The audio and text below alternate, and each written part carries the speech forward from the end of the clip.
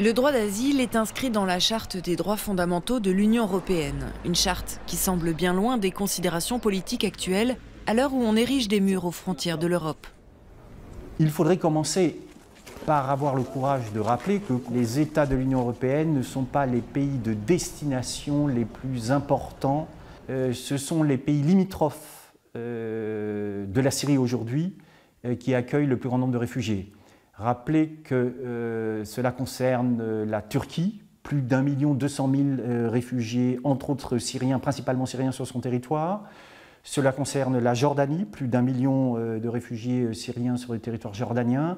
Et cela concerne le Liban, dont il faut rappeler que le nombre de réfugiés au Liban représente aujourd'hui un quart de la population totale, ce qui est sans commune mesure avec les réalités des réfugiés présents en Europe.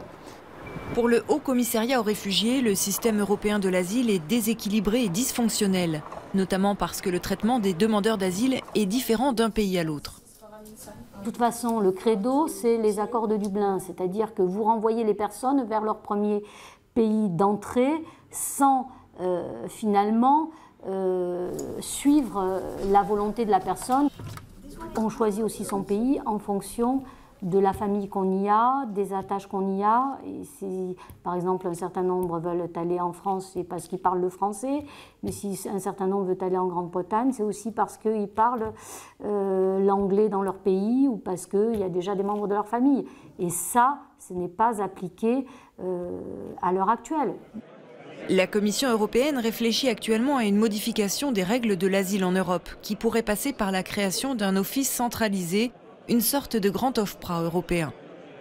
Si une telle évolution devait avoir lieu, alors la condition à mes yeux est fondamentale de l'indépendance absolue de cette agence européenne de l'asile par rapport aux exécutifs européens et nationaux.